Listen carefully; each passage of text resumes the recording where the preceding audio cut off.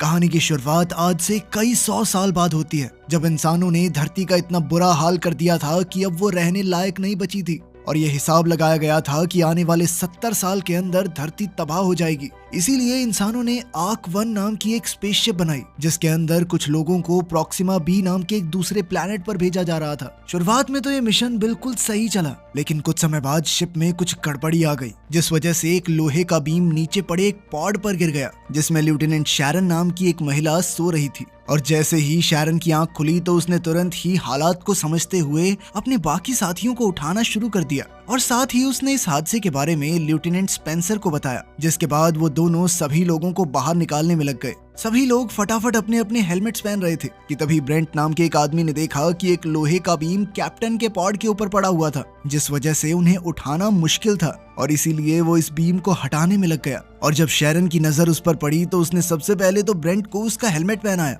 जिसके बाद वो ब्रेंट को वहां से बाहर ले आई, क्योंकि वो जानती थी कि वो लोग किसी भी हाल में अब कैप्टन को बाहर नहीं निकाल पाएंगे। एक सुरक्षित जगह पर पहुंचने के बाद सभी लोगों ने अपने हेलमेट उतार दिए, जिसके बाद शैरन और स्पेंसर ने इस हादसे की खबर कमांडिंग ऑफिसर को देने का फैसला किया। पर जब वो दोनों उसके कमरे के पास पहुंचे तो उन्होंने देखा कि उनकी स्पेसशिप का एक पूरा हिस्सा गायब हो चुका था। कमांडिंग ऑफिसर के गायब हो जाने के बाद शैरन ने ये जिम्मेदारी खुद अपने कंधों पर उठाने का फैसला किया, जिसके बाद सबसे पहले उसने सभी लोगों की एक मीटिंग बुलाई। असल में उनकी स्पेसशिप आर्क 1 में एक अनजान दिक्कत आ गई थी, जिसके चलते उनका एक पूरा हिस्सा टूटकर अलग हो गया था और इसी वजह से वो सभी लोग तय किए गए समय से 1 साल पहले ही उठ गए। असल में शैरन और उसके सभी साथी प्रॉक्सिमा बी नाम के एक प्लैनेट पर जा रहे थे, लेकिन अब सीमित खाने और पानी की वजह से उन सभी को हर एक चीज का ध्यान रखना था। पर शैरन को भरोसा था कि वो लोग अपने मिशन में जरूर कामयाब होंगे, क्योंकि वो धरती पर मौजूद लोगों की आखिरी उम्मीद थे। मीटिंग के बाद एग्नेस नाम के एक लड़के ने शैरन को आइडिया दिया कि वो स्पेसशिप के अंदर सब्जियां उगा सकते हैं। शैरन को ये आइडिया बहुत पसंद आया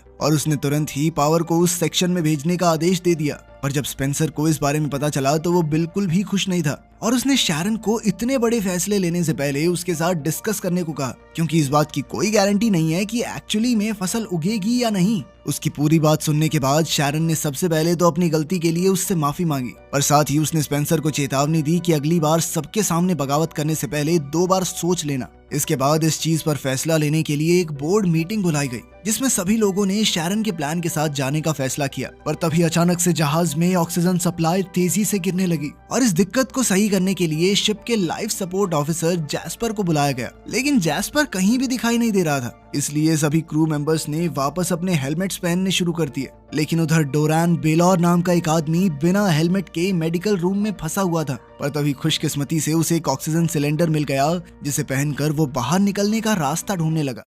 उधर सिक्योरिटी हेड फेलिक्स ने आखिरकार जैस्पर को ढूंढ लिया, जिसके बाद उसे डेक पर मदद करने के लिए लाया गया। पर इस दिक्कत को सही करने की बजाय जैस्पर ने एक ऐसा खुलासा किया जिसने सभी को हैरान कर दिया। जैस्पर के मुताबिक वो असली जैस्पर था ही नहीं, बल्कि वो कुछ ऑफिसर्स को पैसे खिलाकर इस मिशन पर आया था। असल में साइंटिस्ट के मुताबिक धरती के पास अब सिर्फ 70 साल ही बचे थे, पर जैस्पर को उनकी इन बातों पर भरोसा नहीं था और उसे लगता था कि शायद धरती पहले ही खत्म हो जाएगी। इसीलिए वो किसी भी हालत में इस मिशन का हिस्सा बनना चाहता था। ये सुनकर शैरन को बहुत गुस्सा आया और उसने तुरंत ही जैस्पर को अरेस्ट करने का आदेश दे दिया, जिसके बाद उसने अलग अलग फील्ड्स के एक्सपर्ट्स को बुलाया ताकि वो लोग मिलकर इस परेशानी से बाहर निकल सकें। उधर बेलौर ने भी किसी तरह से दरवाजे को खोलकर अपने साथ साथ कई सारे लोगों की जान बचाई जो जल्द ही मरने वाले थे। इधर एलिसिया नाम की एक लड़की मेन प्रॉब्लम को ढूंढने की कोशिश कर रही थी और उधर स्पेंसर और एक दूसरे आदमी को शिप के बाहर जाकर जांच करने का काम दिया गया, जहां उन्हें लीकेज मिली, जिसे ठीक करने के बाद उन सभी की जान खतरे से बाहर थी।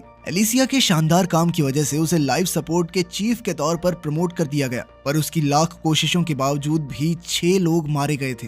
थोड़ी देर बाद शैरन जैस्पर से मिलने गई, जहां उसने जैस्पर को चेतावनी दी कि शायद उसे इस झूठ के बदले में मौत मिलनी चाहिए, जिस पर जैस्पर का कहना था कि वो अकेला झूठ बोलकर शिप पर नहीं आया और उस जैसे और कई सारे लोग मौजूद हैं यहाँ पर। ये सुनकर शैरन बहुत हैरान थी और वो चुपचाप वहां से चली गई। थोड़ी देर बाद जैस्पर की सजा तय करने के लिए एक मीटिंग बुलाई गई, जिसमें एक बार उसकी बात भी सुनने का फैसला लिया गया। पर जब वो लोग उससे मिलने पहुंचे तो उन्होंने देखा कि किसी ने जैस्पर का गला काटकर उसे पहले ही मार दिया था।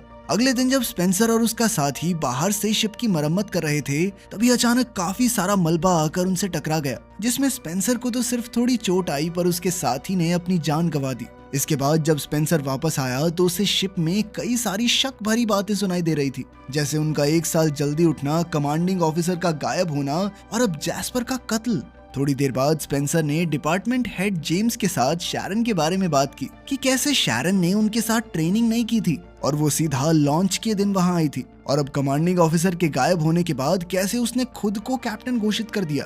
उधर सिक्योरिटी हेड फेलिक्स को जैस्पर के कत्ल की इन्वेस्टिगेशन के दौरान पता चला कि जैस्पर के कमरे में कौन गया और निकला, ये सारा रिकॉर्ड गायब था। थोड़ी देर बाद अचानक एग्नेस के फार्म में एक पानी की पाइप फट गई, जिसके बाद उन लोगों के पास सिर्फ 3 दिन का पानी बचा था। इस सब के बाद जब एग्नेस पानी साफ कर रहा था तभी उसकी नजर वहां मौजूद एक ब्लेड पर पड़ी, और अब एग्नेस और अलिसिया को ये लग रहा था कि शायद कातिल ने जैस्पर का गला काटने के बाद ये ब्लेड पानी की पाइप में डाल दिया था, जिसकी वजह से अब ये पाइप फट गई। इसलिए एग्नेस उस ब्लेड को लेकर सीधा फेलिक्स के पास पहुंच गया।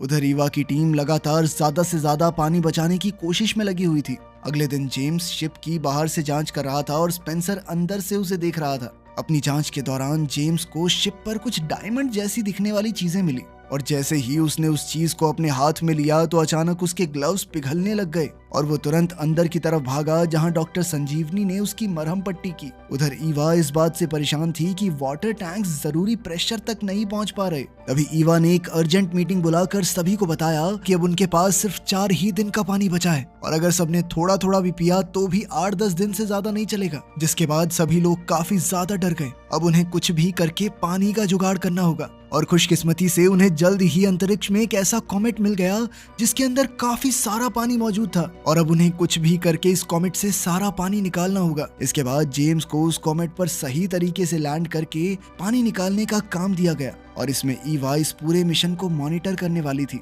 और उन दोनों का ये मिशन कामयाब भी रहा। जिसके बाद जेम्स को शिप पर काफी शाबाशी मिली। पानी की प्रॉब्लम सॉल्व होने के बाद सभी लोग काफी रिलैक्स थे, पर उसी रात स्पेंसर को एक अनजान मैसेज आया जिसमें जैस्पर के सामान का पता लिखा हुआ था, और उसी मैसेज की बदौलत स्पेंसर को एक मेमोरी ड्राइव मिली जिसमें एक वीडियो मौजूद थी। उस वीडियो में जैस्पर एक बार में शैरन को रिकॉर्ड कर रहा था, जिसमें वो एक बाइकर को बेरहमी से पीट रही थी, और अंत में उसने उस बाइकर का गला काट दिया। ये देखकर स्पेंसर काफी हैरान था, और उसने तुरंत ही फेलिक्स को इस बारे में बताया, जिसके बाद शैरन को जैस्पर के कत्ल के इल्जाम में अरेस्ट कर लिया गया। पर इस वीडियो के बावजूद भी शैरन का कहना था कि वीडियो में दिख रही लड़की वो है ही नहीं, एआई ने बनाई है, मैं नहीं हुई है। उधर एग्नेस परेशान था क्योंकि बिना किसी वजह के उसकी सब्जियां खराब हो रही थी, पर इससे पहले कि वो कुछ सोच पाता जेम्स ने उसे अपने पिघले हुए ग्लव्स की जांच करने के लिए बुला लिया। उधर फेलिक्स वीडियो को लेकर शैरन से तहकीकात कर रहा था, जिसमें शैरन का कहना था कि मैं इस वीडियो का हिस्सा हो ही नहीं सकती क्योंकि उस वक्त वो आर्क 1 को लेकर चल रही मीटिंग में थी। पर फेलिक्स उसकी किसी बात पर ध्यान नहीं दे पा रहा था, और उसे जगह जगह पर अलग अलग चीजें दिख रही थी। असल में ये दिक्कत सिर्फ फेलिक्स को नहीं बल्कि सभी क्रू मेंबर्स को हो रही थी। पर कुछ देर बाद फेलिक्स एक बार फिर से होश में आया और उसने दोबारा से शैरन से सवाल जवाब शुरू कर दिए, जिसमें शैरन ने एक ऐसा खुलासा किया जिसने फेलिक्स के होश उड़ा दिए। असल में शैरन और उसकी जुड़वा बहन डेनीज का जन्म लैब में एक खास एक्सपेरिमेंट के दौरान हुआ था। उन दोनों को ही खास तौर पर स्पेस में रहने के लिए तैयार किया गया था, पर जल्द ही उसकी बहन डेनीज को कुछ ज्यादा ही गुस्सा आना शुरू हो गया और वो अक्सर लोगों को मारना शुरू कर देती थी। और ऐसे ही एक दिन उसने वीडियो में मौजूद उस आदमी का कत्ल कर दिया। इसी वजह से शैरन को बाकी लोगों के साथ ट्रेन नहीं किया गया था। उसकी पूरी कहानी सुनने के बाद फेलिक्स को उस पर भरोसा हो गया और उसने शैरन को एक बार फिर आजाद कर दिया। इसके बाद लोगों को जो अजीबोगरीब चीजें दिखाई दे रही थी उसके बारे में एक मीटिंग हुई, पर जब मीटिंग में स्पेंसर ने शैरन को देखा तो वो काफी गुस्सा हुआ और उसे तब और ज्यादा गुस्सा आया जब फेलिक्स ने शैरन को आजाद करने की वजह बताने से भी मना कर दिया। मीटिंग के दौरान एग्नेस ने डॉक्टर संजीवनी को बताया कि ये सब जो हो रहा है इसके पीछे उस पानी का हाथ हो सकता है जो हमने उस कॉमेट से निकाला था। पर ये बात बताते ही एग्नेस अचानक बेहोश हो गया। उसकी ये बात सुनते ही डॉक्टर संजीवनी ने तुरंत ब्लड सैंपल्स की जांच की और उसे पता चला कि कॉमेट के पानी में एक ऐसी चीज मौजूद थी जिससे LSD जैसा नशा होता था और इसी के चलते सभी को भ्रम हो रहे थे।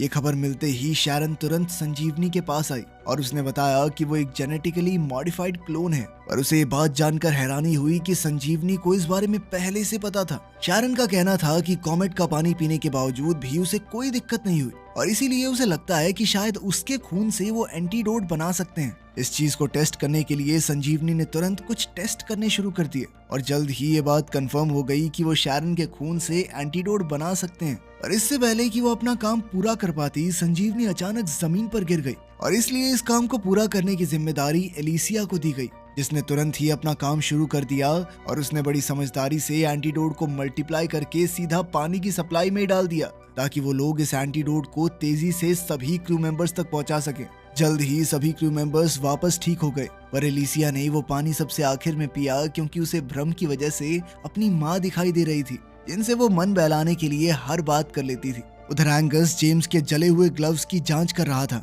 जिस दौरान उसे जेम्स के ग्लव्स पर एक ऐसा मटेरियल मिला जिसके बारे में इंसान जानते ही नहीं थे और इसीलिए अब एंगस को लग रहा था कि शायद किसी ने इस मटेरियल को एक हथियार की तरह इस्तेमाल किया है और उसके मुताबिक शायद इसी की वजह से वो सबसे पहली गड़बड़ी हुई, जिसके चलते सभी लोग समय से पहले ही उड़ गए। कुछ देर बाद स्पेंसर ने संजीवनी को आराम करने भेज दिया और मौका मिलते ही वो खुद डेटाबेस की जांच करने में लग गया, जहां उसे शैरन के क्लोन होने के बारे में पता चला और ये जानकारी मिलते ही उसने शैरन पर अपनी असलियत छुपाने का आरोप लगाना शुरू कर दिया और उसका मानना था कि क्लोन होने की वजह से शैरन स्पेसशिप की कैप्टन नहीं बन सकती, क्योंकि इतनी सारी जिंदगियों की जिम्मेदारी एक क्लोन के हाथ में देना तो बेवकूफी थी। शैरन ने उसे समझाने की काफी कोशिश की, पर स्पेंसर इस मुद्दे को काउंसिल के पास ले गया, जहां उसने अपनी बात को साबित करने के लिए शैरन की बहन डेनिस की वीडियो का इस्तेमाल किया और इसके बावजूद भी उसके अलावा काउंसिल का हर एक मेंबर शैरन के ही सपोर्ट में था और उन सभी का मानना था कि शैरन ने कई बार अपनी काबिलियत को साबित किया है। और इसके बाद तो शैरन को स्पेसशिप का ऑफिशियल कैप्टन घोषित कर दिया गया और ये जिम्मेदारी मिलते ही शैरन ने बिना समय बर्बाद किए सभी को उनका काम देना शुरू कर दिया।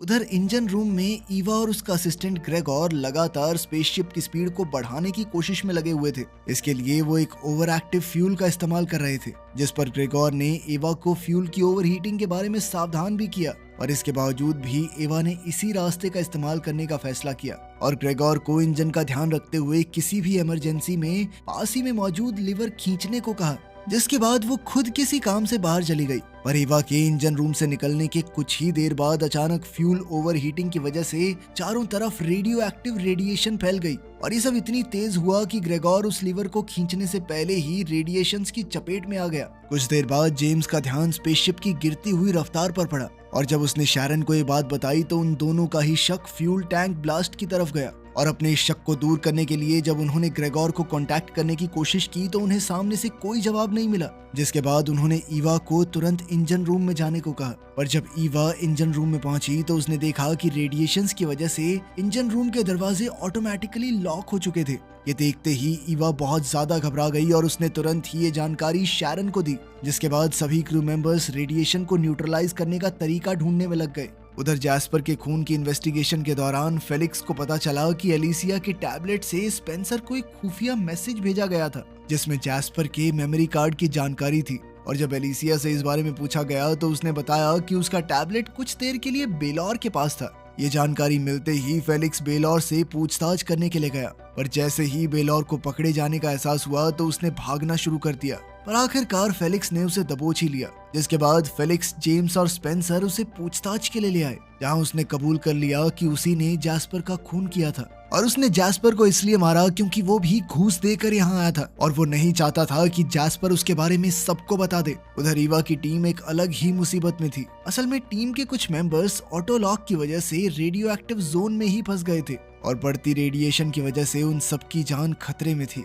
और इससे बचने का सिर्फ एक ही रास्ता था कि कोई इंसान इंजन रूम में जाकर उस लीवर को नीचे करके इंजन को बंद कर दे, लेकिन जो अंदर जाएगा उसकी जान जाना तो तय था। और इसीलिए शैरन ने सभी क्रू मेंबर्स से पूछा कि क्या कोई अपनी इच्छा से ये काम करना चाहेगा, पर कोई भी इसके लिए तैयार नहीं था और इसीलिए शैरन ने ये काम खुद करने का फैसला किया। लेकिन लोग अपने कैप्टन को भी नहीं खोना चाहते थे। इस बात पर चर्चा चल ही रही थी कि तभी स्पेंसर बेलौर से मिलने के लिए गया। स्पेंसर ने बेलौर को पूरी बात बताई कि अगर इस प्रॉब्लम को जल्द से जल्द ठीक नहीं किया गया तो कोई नहीं बच पाएगा और अगर उनका मिशन पूरा नहीं हुआ तो इंसानियत का खात्मा तय है। ये सुनकर बेलौर ने फैसला किया कि अब तक की जिंदगी उसने सिर्फ अपने लिए जी थी, लेकिन अब वो अपनी गलतियों को ठीक करने के लिए अंदर जाने को तैयार हो गया।